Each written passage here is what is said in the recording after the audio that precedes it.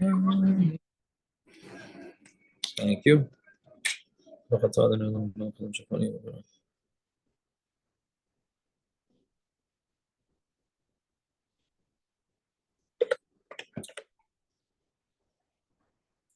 Okay, so now we are on the bottom of Nun Dalid.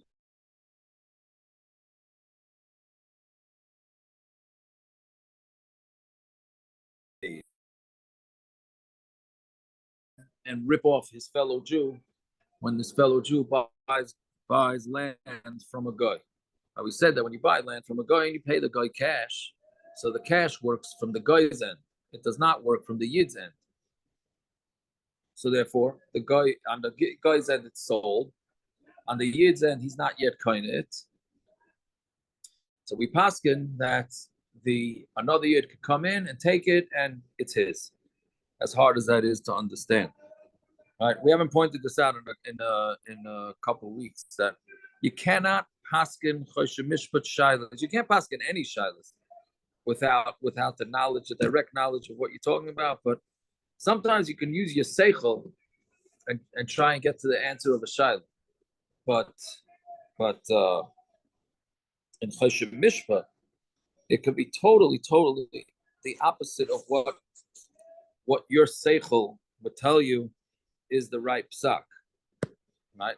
Somebody, if you ask somebody here, oh, can somebody just come in and take the land from a yid who just paid cash to the guy? I think most of us would say no way. And here the Gemara is saying yes. Right? Yesterday also we said that the lady was eating the fruit from the tree for 13 years, but since she didn't do the proper chazaka, then this man just came in and dug the tree up a little bit, and then he got it. All right, so very difficult to understand philosophically and halachically exactly what all these things are. Okay, so we're 5 lines up in the bottom on the base. I think Reb Shlomo Zalman says that with regard to even in Archaim matters, like the one day a year, if you would say for sure you have to say Tachanan is what? Tisha B'Av, and there's no Tachanan Tisha B'Av. And Purim is the one day a year where you would say for sure no Tachanan, and we don't say Tachanan, but I think some Rishonim say Yitaka do, so it's the opposite of what we think. Okay, but that's more. You're saying even whatever shal you think, like you could just say without looking it up or whatever. Like nothing is as pashut as you might think, in a certain sense. No, that's true. But here it's saying sometimes it's choshe mishpat. You think, okay, we'll use our brains and we'll say, that this makes sense. Yeah. It's totally not the case. Yeah, we'll see more of that today's stuff, tomorrow's stuff. Okay, so Rav Huna, 5 lines up in the bottom of the base. So we're continuing. Rav Huna Zavan Arab Me'avikachal. Rav Huna bought land from a guy. Asi Yisrael Acher Rafik Beporta came in another yid, and he dug a little hole. Also, look at Rav Nachman. He came from Rav Nachman. Ukma V'Yadei, and Rav Nachman Paskin, and he put it into his hand, meaning into the second one's hand, meaning the yid who came in and basically ripped off, from our perspective, ripped it off, which we said yesterday, it's taka not the right thing for the guy to do. If he did it, it's his, but it's not the right thing to do. But so he passed him like the second guy. So Rav Huna said to Rav Nachman, what was your das? Because Shmuel said that the belongings of a guy are like a midbar, which is hefker, and anybody who grabs onto them is zaycha, meaning even though the guy owned it, right, when he got rid of it, it became hefker because nobody was kind of from him. He just gave it up. So therefore, it's like a midbar and it's like hefker. But on Talmud Aleph, and this is a classic which gets into a different hashkafic issue when it comes to halacha. Levid limar ki'idach to Shmuel. But why don't you do like the other psak of Shmuel, which is Amar Shmuel, like Kana Elamaka Mechushu Bavad. We had 2 days ago that according to Shmuel, you're only kind of the field from Hefker, the parts that you dig up. Meaning, if you only dug up one little place in the field, you are not kind of the field. So what he's saying is like he's saying either you're all in on Shmuel's opinions or you're not all in on Shmuel's opinions. Right? If you're saying that you're quoting Shmuel, by saying that the guy's belongings are hefker, so then you can't take half Shmuel. You got to take the whole Shmuel. And according to Shmuel, he only dug one part of the field, which means that he's only kind of that area. He's not kind of the rest, right? So why are you only picking and choosing in Shmuel's opinions? So he said, Amalei said back then, Bahai, Ano, Kishmaitzir, right? I'm going with my own, let's call it Messiah, spherically, right? I'm going with my Messiah, the Amar Avuna, Amarav, Kivin Shnitashpa, Machosh, Echad, since he dug one little digging, he's kind of the whole thing, right? So what he's basically saying is that I have a Messiah that I could paskin like Shmuel in one area and not like Shmuel in another area, right? Now, I'm not sure I understand what the Gemara's Havamina is. I mean, I could,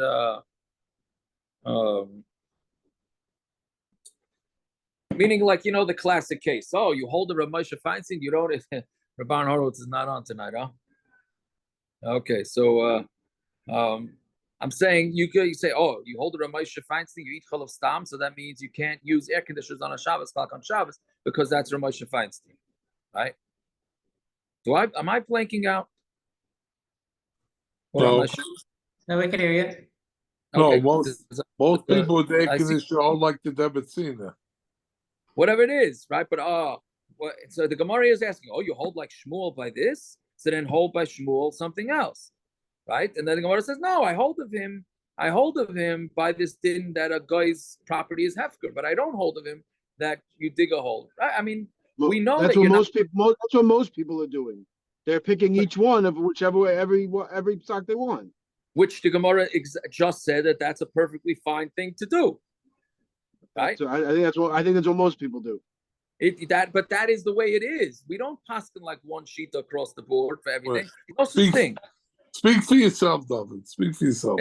No, Zev, it's true. We don't go always passing like Basil. There's times we passing like Bishamah. We don't always passing like Rav. Sometimes we passing like Shmuel, depending. Sometimes there's no such thing as. Well, but there's manazeh. You shouldn't really do that, no? Why? Why not? The Gemara right here just said you can.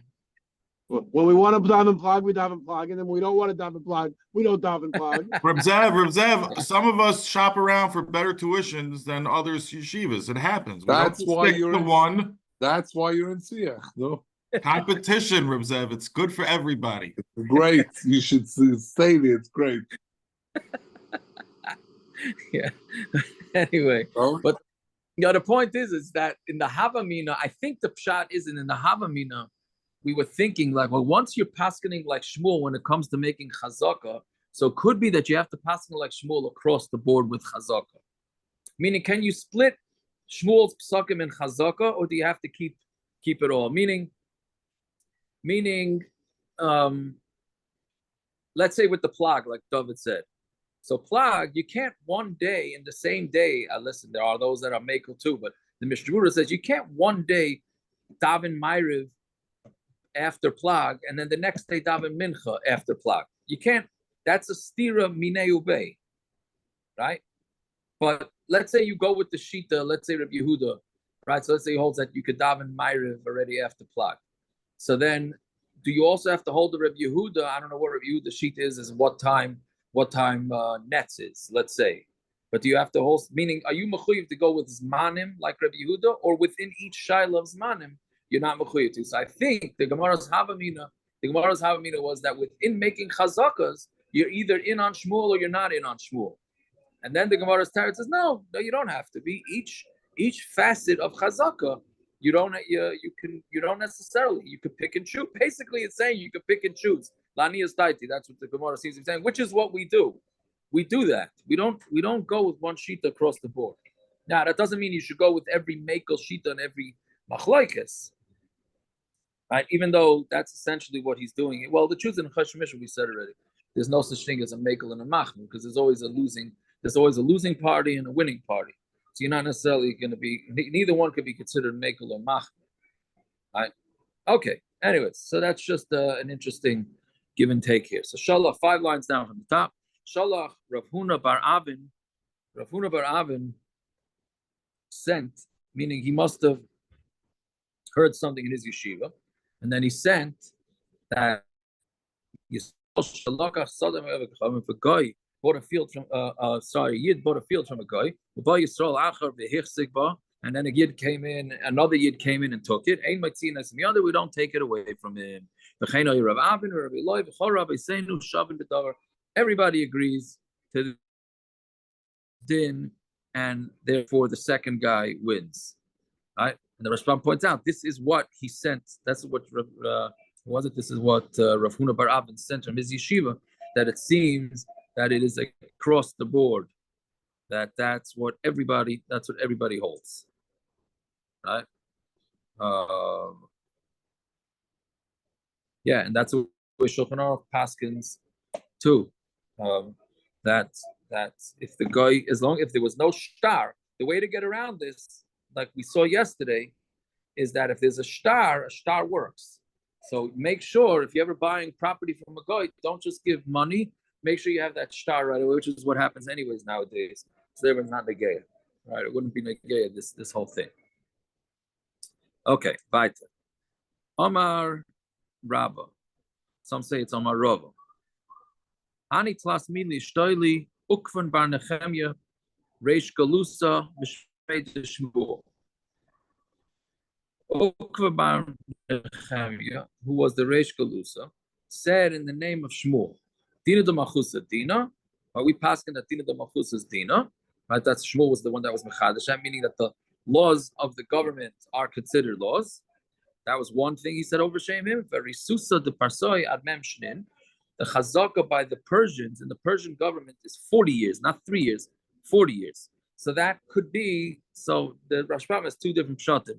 The first pshat is that it's Dina de Machusadina. The Persian law is that a chazaka is 40 years. So really have to go with it. Sorry, that's the Rashbam's second pshat. All right. The first pshat is that that is the derech. All right. Meaning the guy has to be in there for 40 years. Otherwise, otherwise he could say that it was stolen. All right. So again, they're similar to both cases. But the point is that it goes by Persian law. You got to go 40 years. That's the second one. The third is Vahani Zaharure Dezavan Ara Lataska, the Zaharure, which is the rich people, right, that bought land for taxes, meaning they bought all the lands that had liens on them. So Zvini, when they bought it, then it's considered a purchase, meaning they put it, sometimes they put real estate. What do they call it? Foreclosures? I don't know if it's foreclosure because it's coming from the government. It's called a tax lien.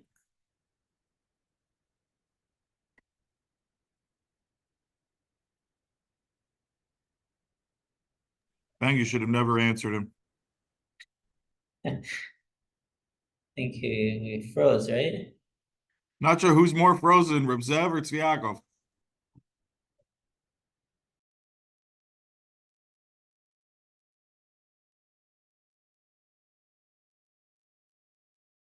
No idea why it just knocked me off. The internet just stopped working. I apologize. I think I hopped it pretty fast though. You hear me? You mean you didn't finish the daf?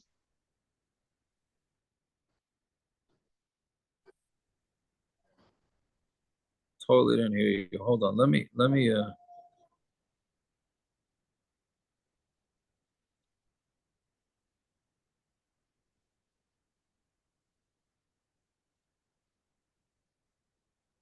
You hear us now? Enter your. Do you hear us? I was calling in.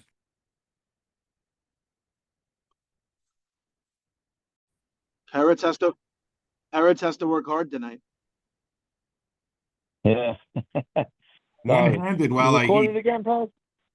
Yeah, we're good to go. Sorry about that. I'm on the phone, so in case it knocks off, so it won't stop. What were you saying, David? Nothing worth Saying repeating. something? Sure it was. Anyways, so the third I think we were thing talking is about tax Lakarga, liens from the government, right? what? Tax liens from the government. The third one was tax liens, right? So that meaning those that buy the land from tax liens from the government, that's considered a proper kinyan. But we said hanimili with 3 wide lines down. Hanimili lakaska, but that's only for real estate taxes. Our lakarga, but for personal taxes or a head tax, like that you cannot. If they buy that from a lien, then that doesn't work. My timer. Karga a karka the gavri monach. Karga goes on the karkaf means the head. Right? The head of it's the tax is placed on each person's head.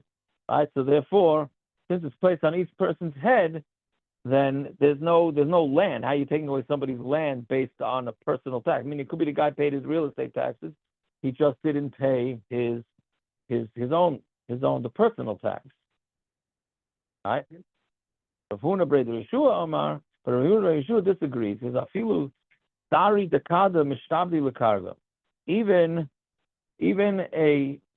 barley that's in a pot is meshubed to karga.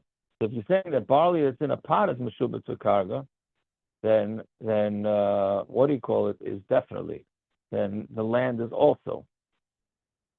Right. So basically, we have a basic machlokes here as to whether you can somebody who buys land based on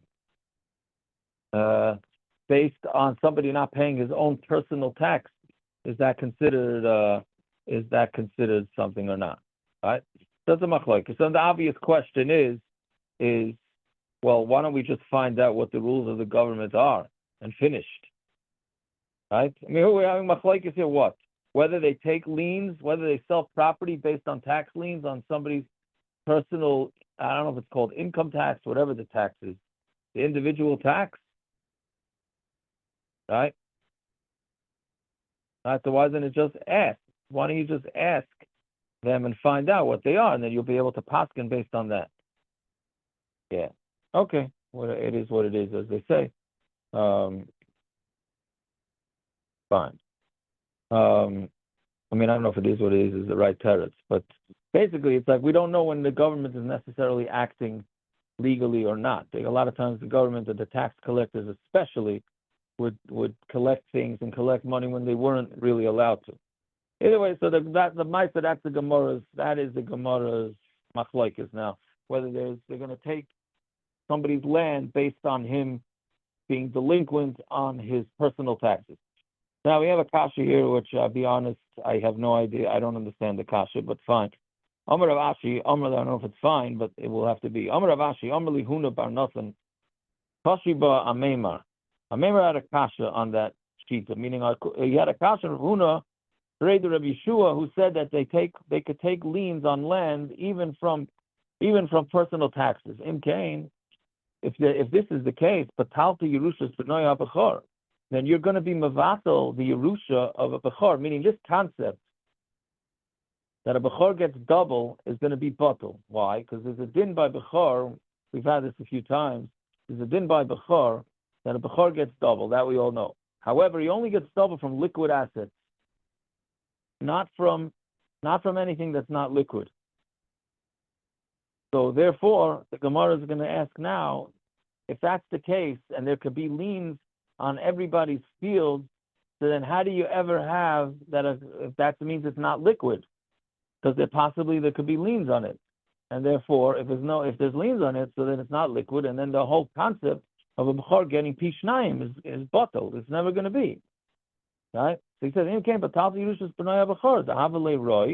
because it's only Roy, it's not for sure his land, because for all you know, he didn't pay his taxes, and the government's going to take away the field and sell it to somebody else. So then it's only Roy, it's not Vadai. A Bechor does not take doubles from Roy, which is something that's possible that it'll get to him, like when he's actually Muksuk. That's what he's saying, that you're going to eliminate the whole din. You're going to eliminate the whole din of of Pishnayim. Right? So then the Gemara says back, which I think is a pasha to answer, well, but which means that I don't understand the question or the answer. He says, if that's the case, afilu taskanami, then even when you have the regular real estate tax, you have the same problem, right? If somebody doesn't or owes liens, then you're never going to have pishnayim on land. Elamai, what are you going to answer for taska? So you have taska umis. It must be talking about where he paid the taxes and then he died. Which means there's no lien on it. So achanami, you have cargo umis.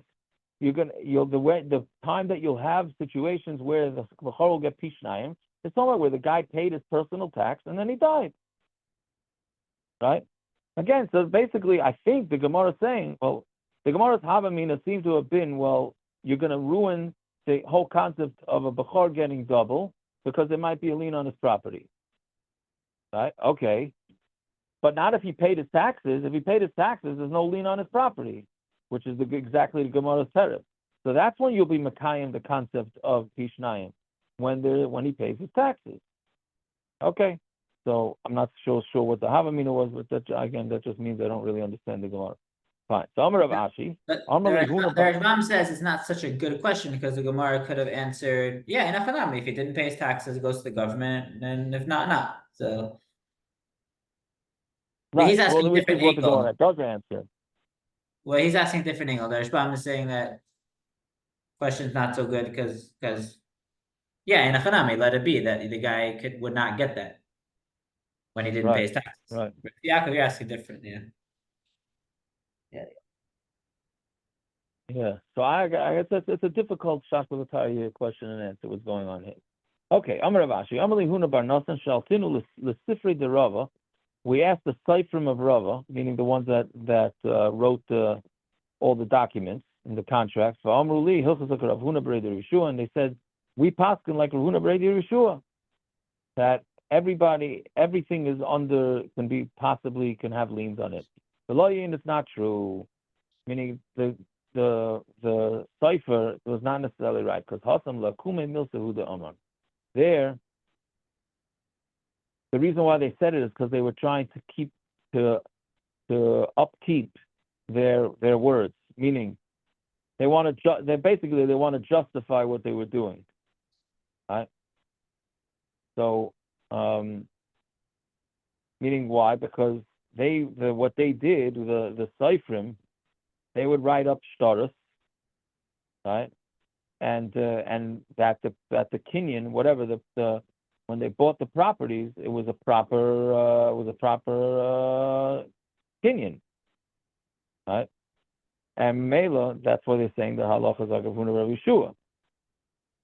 Yeah, and I see. I don't understand exactly. So what? They were cheaters. These Seifrim were cheaters. Is that essentially what the Gemara is saying? Right? So it's mashma. He's saying shaloi kedin. The Rashbam says it is shaloi kedin. Right? Okay. So meaning, I don't know. It doesn't sound like the Gemara wanted to come out straight out and say that they were not proper. But okay, fine. V'amar Rav Ashi. A new thing. This one gets into in election season. This is a hot button topic right here in election season, right?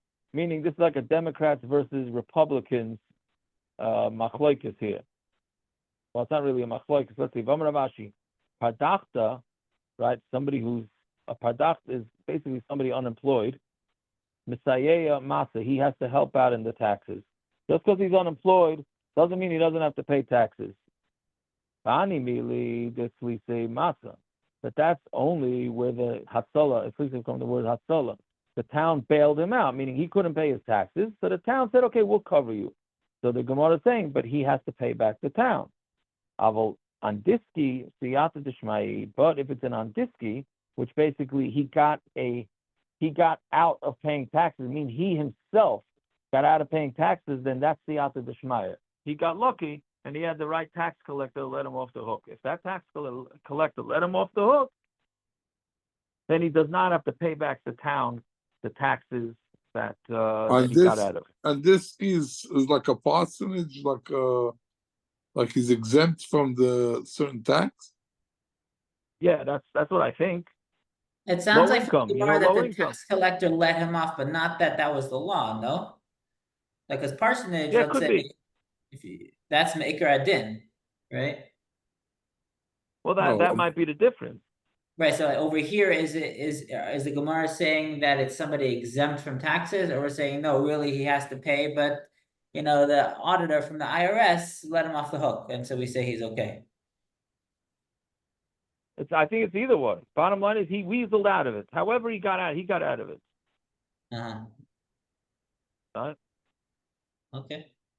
Meaning, Rashbam says either they forgot about him, right, or they didn't want to ask him anything. Meaning he just, however he got out of it, he got out of it. So if he got out of it on his own accord, then he's potter. If he didn't get out of it his own accord, but the wealthy bailed him out, then he has to pay it back. Right? So that's I mean, isn't this a hot button topic in America? What do you do with the poor, the middle income, the poor? Do they pay their taxes? Are you supposed to tax the rich? Are you not supposed to tax the rich? From here it's mashma that this is mashma shtickle like the Democrats, which I tell you, no? No, if I can. Which one? I'm not so up to the end of the politics. Which one holds that you got to tax the rich and leave the poor alone?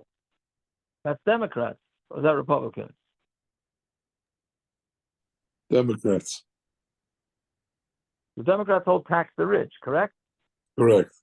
Okay, whichever. So the Gemara seems to be going with the Democrats, which is interesting because the Yidden always voted Democrats. Right now it's changing a little bit, but the Yidden, I think for this reason, Yidden were minorities and they were poor.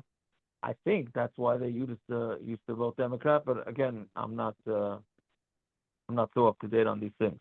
Okay, third line up in the bottom. Amar Rav Asi, Amar Rav Yochanan. Yaakov, this doesn't get into, you know, like the halacha when you forget, like if the guy, you know, messes up your change at the supermarket, you know, they give you extra money or whatever that you don't need to go back. Is that I don't know. related to this? Is that related to this Gemara? Is It that says if you related get to out this? of taxes, it's Siyata D'Shmaya, you know, Hashem made it, they forgot, and then you're good. No shaykhs, right? To this Gemara?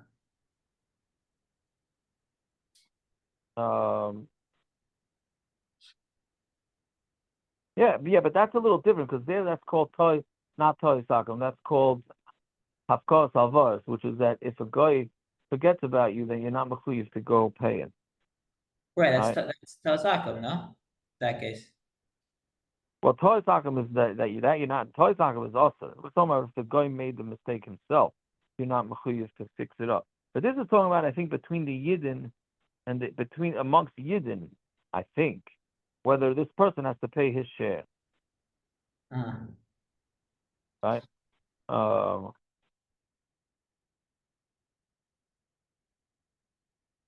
Yeah. But anyways, okay, so now we're back to boundaries. So Amar of Asi, Amar of Yochanan. HaMeitzar v'hachatzov. A boundary and a chatzov. So chatzov is some form of tree, or not tree, like some sort of plant that doesn't spread out. It goes straight down. So we're going to see that that's what Yeshua ben Nun used when he split up Eretz Yisrael. So HaMeitzar v'hachatzov mafsika b'nitzei ager. That's enough to make a hefsek in the nitzei ager. We said a couple of blot ago that when a ger dies and he has a couple of different properties, so just because you make a kinyan on one property doesn't mean you're kind of all his properties, depending on whether there's a boundary in between the properties. So we're saying that a meitzer and a chatzov are masu b'nitzei ger. Aval inyan peya v'tuma loy, but for peya and tuma it is not considered a mechitza. Yosef Rabban Amar Rav Yochanan a few little peya v'tuma, even for peya and tuma. Okay, so what are we talking about here? Peya mahi, what's peya? So I remember from the Mishnah is peya.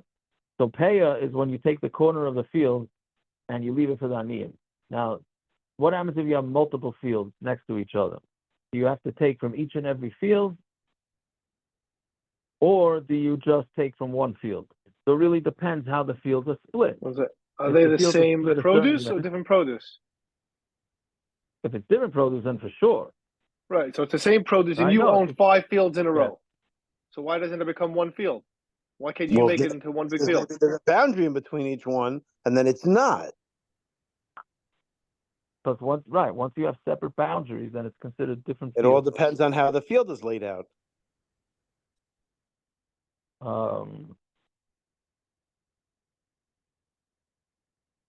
Right, so that's so it's got to be all the same field as far as I remember.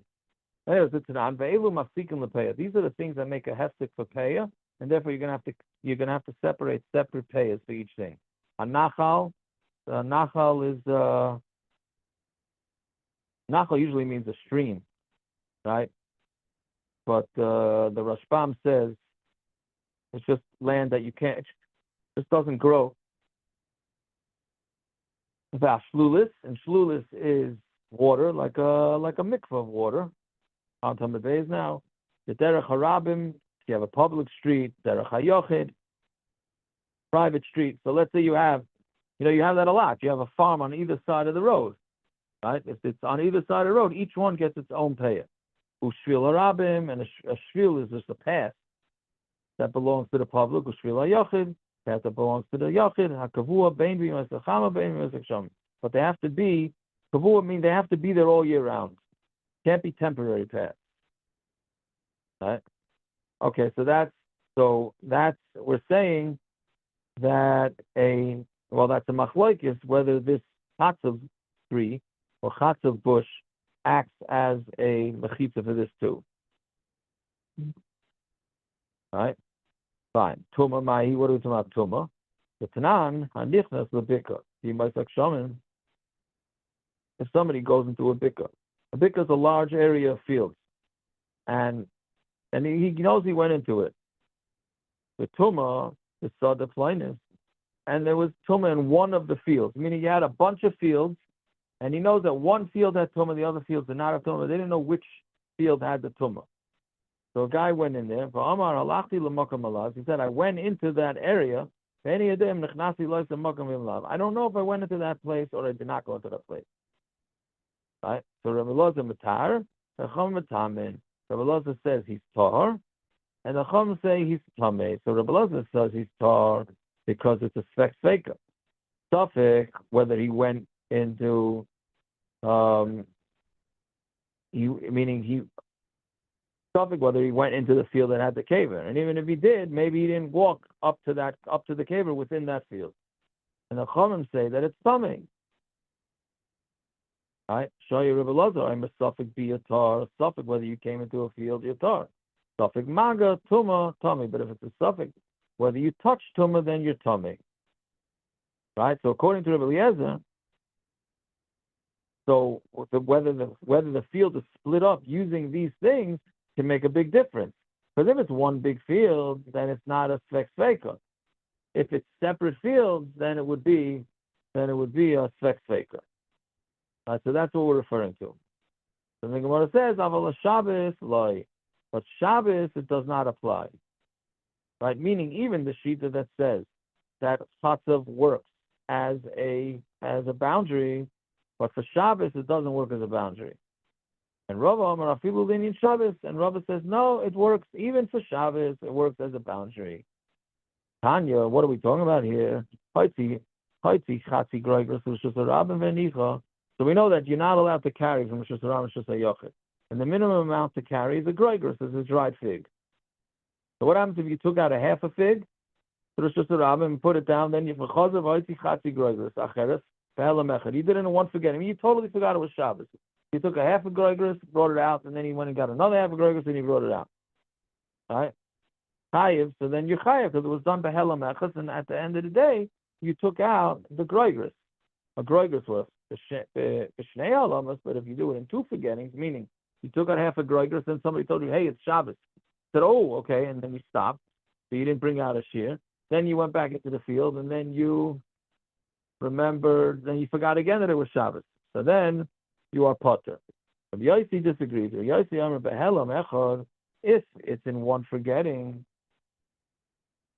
on Talmud Aleph now, Rishus Achas Chayev, if it went into one Rishus, meaning he took out a half a groigros and brought it into one property, and then he went and took another half a groigros and brought it into that same property. So then he would be chayev. But shtei reshuyas potter. If he brought into two different reshuyas, then it's potter. right? Meaning he took it from Rishus HaYochid and put it into one Rishus HaRabim. Let's say he had a street, he had two streets running. One street was running in the front of his house, and one street was running in the back of his house. He took a half groigris out to the front, in the same forgetting, and then he took a half groigris out to the back. So since it was two different Rishuyas, then it's potter. But if it was to one Rishus, then he's chayiv. V'amar Rava. I was going to stop here. Yeah, let's keep going. V'amar Rava. What there has to be, it has to be a chi of chatos in between. Meaning, you have to have a reshus hayochid in between. The way we just said our example, it's his house. He's got the front street and the back street. So his house is a legitimate reshus hayochid. So he took it out, a half a groigris to reshus harabim in the front of his house, and he took it out to reshus harabim in the back of his house. Of a carmelist, but if he lived in a carmelist, let's say he lived in a park, then that's not enough of a separate reshus to consider it that he took it out from a reshus hayochid into two different reshus harabim. That's Shitas Rabbah. Abai Omar, Afilu Carmelis, even if it's a Carmelis. Avo Pisla, but if it's just a piece of wood, then that doesn't count. And Rabbah Omar Afilu Pisla, even a piece of wood, meaning a piece of wood that doesn't have 4 tfachim, so that's called a Makam Patur, which means that it doesn't have any sort of reshus, so that there's no chiyuv going from there from one to the other. Right, that's for those that are aware of the halachas of, let's say you're walking out of the Eruv and you realize you're carrying something in your pocket. So what do? You put it down on a mokam patur if you can. Right, like this, it doesn't have the status not of a carmel, it's not of a reshus hayochid, etc., etc. So whatever like it is, fire hydrant, right? what? Like a fire hydrant, it's Makam Patur. They say like a fire hydrant, correct? Yeah. Right, but the Rava Latamei, Dama Rava, Reshus Shabbos, Reshus Gittin Dami. Reshus on Shabbos is like the Reshus of a get. That's talking about where a husband is a nice guy. He wants his wife to get divorced. He doesn't want to see his wife, so he wants to divorce her. So he wants to put into a yard. The thing is, she doesn't own a yard. So what he does is he's makna her a yard. So if the get goes into the yard, then he's divorced. But if he puts the get onto some piece of wood, then which is less than 10 tefachim wide, 4 tefachim wide, then it will not be considered a get. So basically saying, I'm sorry, he is Rava. No, so Rava says faket. Rava says the get is a get. Abaya says it's not a get. Rava says it is a get. So it's a get, and then also for the Shabbos, it's considered like two different reshuyos, right? So again, just to review this last thing is that you have a machlokes how somebody is carrying at a chatzi groigers from Reshus HaYochid, Reshus HaRabim into two different reshuyos. So is he chayiv? Is he not chayiv? That's one machlokes. And even if you hold that going into two reshuyos is potter, two separate reshuyos is potter because it's considered two different actions, then we have a machlokes whether so a carmelist for sure is not gonna, he can make it two different reshuyos, right? And pieces of wood, that's a machlokes, and that's what it means that this chatzah, this chatzah, whatever this bush is that they're using as a boundary. So when it says that the machlokes, whether it works for Shabbos, that's what it's negeya to. If there's a boundary in between two reshus hayochid, so whether that's considered like carrying it from reshus harabim into two separate reshus hayochid. Okay, I hope that was understandable, and we will stop over here. Fine. Let's say a tilum.